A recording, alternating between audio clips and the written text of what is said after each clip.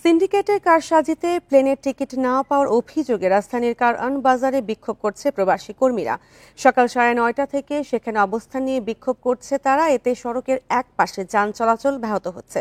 শ্রমিকদের অবস্থান কর্মসূচি নিয়ে আরও জানাতে কারওয়ান বাজার থেকে যোগ দিচ্ছেন সহকর্মী মোহাম্মদ ওমর ফারুক। কারওয়ান বাজারে এখন কি অবস্থা, শ্রমিকদের দাবিগুলো কি, আর সেখানে প্রশাসনের কেউ এসেছেন কিনা?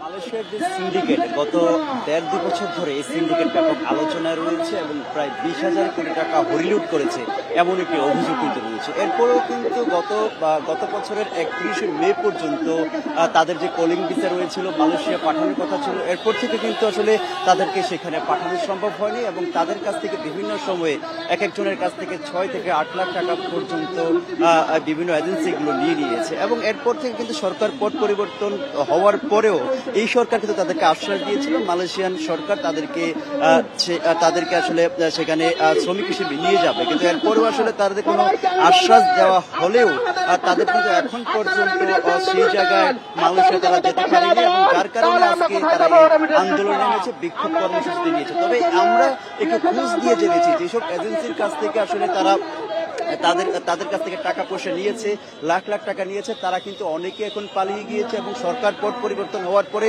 যেসব মালিকানা রয়েছে তারাও কিন্তু পালিয়ে গিয়েছে। অর্থাৎ এই ফলে যে বিষয়টি দাঁড়িয়েছে তারা কিন্তু এখন বিপাকে রয়েছে এবং যারা প্রবাসীরা রয়েছে প্রায় 18 থেকে 30,000-এর মতো প্রবাসী সারা দেশে, তারা কিন্তু মালয়েশিয়া যেতে পারছে না এবং লাখ লাখ টাকা তারা আসলে ক্ষতি হওয়ার পরে তারা এখন কিন্তু রাস্তায় দাঁড়িয়েছে। আপনারা দেখতে পাচ্ছেন কারওয়ান বাজারের মোড়ে তারা দাঁড়িয়েছে।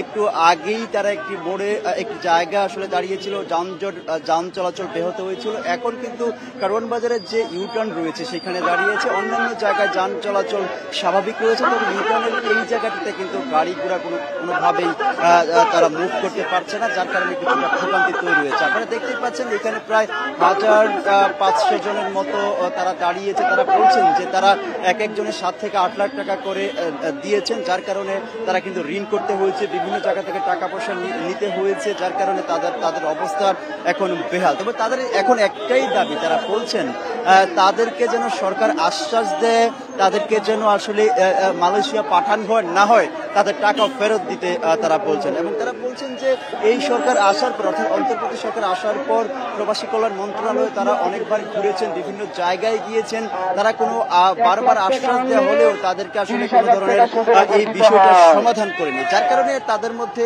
এক ধরনের হতাশা তৈরি হয়েছে এবং হতাশাগ্রস্ত যেসব তরুণরা আপনারা দেখতেই পাচ্ছেন এখানে কিন্তু বেশিরভাগই তরুণ এবং যাদের বয়স 30-এর নিচে তারা কিন্তু এখানে এসেছেন এবং আন্দোলন করছেন। তারা বলছেন যে যতক্ষণ না পর্যন্ত তাদের দাবি আসলে মানা হবে ততক্ষণ পর্যন্ত তারা এখানে দাঁড়িয়ে থাকবেন এবং যে আসিফ নজরুল অর্থাৎ প্রবাসী কল্যাণ উপদেষ্টা যতক্ষণ না পর্যন্ত এসে তাদেরকে আশ্বাস দিবেন, তাদেরকে সমাধান দেবেন, ততক্ষণ পর্যন্ত তারা এখানে আন্দোলন করবেন। যে এখানে যারা আছেন তারা কিন্তু 8 থেকে 10 লাখ টাকা করে তারা দিয়েছেন, যেই জায়গার বিচার বা এখানে যাওয়ার খরচ 75,000 থেকে 1.5 লাখ টাকা, সেই টাকা 8 থেকে 9 লাখ টাকা খরচ করেছে। তারা অসহায় দাঁড়িয়েছেন, তারা দেশ থেকে তারা এখানে এসেছেন এবং তারা কিন্তু জায়গাতে বিক্ষোভ মিছিল করছেন। তারা বলছেন আসিফ নজরুল অর্থাৎ প্রবাসী কল্যাণ মন্ত্রণালয়ের যে উপদেষ্টা ততক্ষণ না পর্যন্ত তাদেরকে এসে আশ্বাস দেবেন, তারা এখানে